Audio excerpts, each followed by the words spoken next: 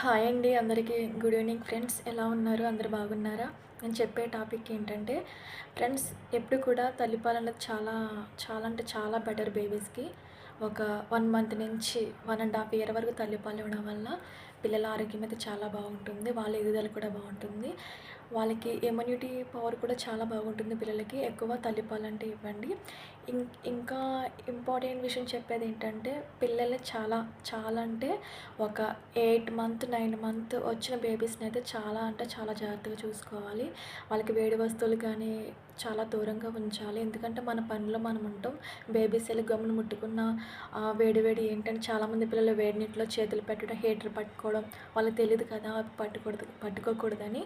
అలా పట్టుకొని చేతులు కాల్చుకున్న బేబీస్ కూడా చాలామంది ఉన్నారండి. దయచేసి చిన్నపిల్లలకి వేడి వస్తువులు కూడా చాలా దూరంగా ఉంచండి. వాళ్ళని ఎంత సేపు అయినా సరే కింద పడుకోబెట్టి ఆడుకునేలా చేయండి. అంతేగాని మంచాల మీద అలా వదిలేసి మీ పనులు మీరు చేసుకోవద్దు. ఇంకోటి చెప్పేది ఏంటంటే పిల్లలకి ఇంజెక్షన్స్ అయితే ఎక్కువ అలవాటు చేయొద్దు.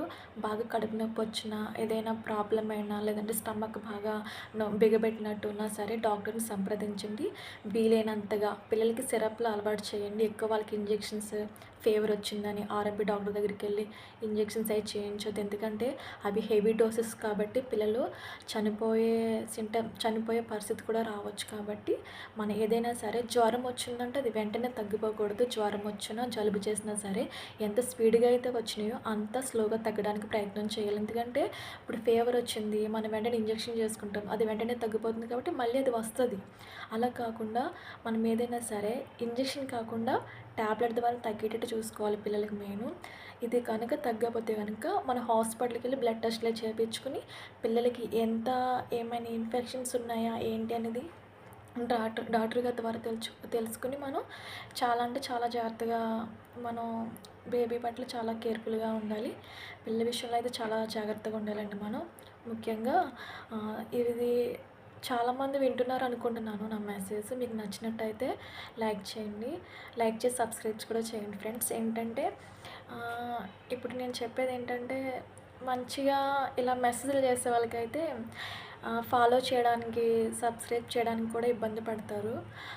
అదే ఎక్కువ సినిమా స్టోరీసు మీకు అలా ఇలాగా చిన్న చిన్న డ్రెస్సులు వేసుకొని చేసే వీడియోస్కి అయితే మీరు బాగా లైక్లు ఇస్తారు. ఓకేనా?